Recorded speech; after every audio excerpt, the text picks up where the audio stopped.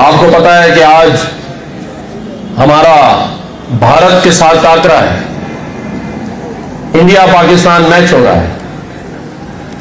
लेकिन मैं ये बताना चाहता हूं कि अब हम हर मैदान में इंडिया के साथ मैच करेंगे और उसे इंशाअल्लाह ताला 10 मई की तरह हर मैदान में शिकस्त देंगे इंशाअल्लाह ताला। क्योंकि जब दिफाई मैदान में शिकस्त दे दी है तो खेल के मैदान में भी पूरी कोशिश करेंगे।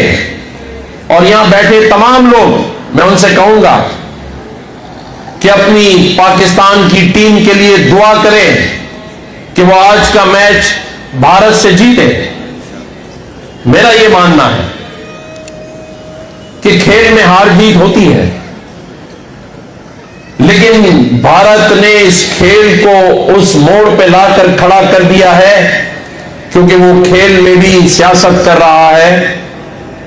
खेल में भी उसने एक ऐसी लाइन ली है जो दुनिया देख रही है, बांग्लादेश के साथ हो या पाकिस्तान के साथ हो।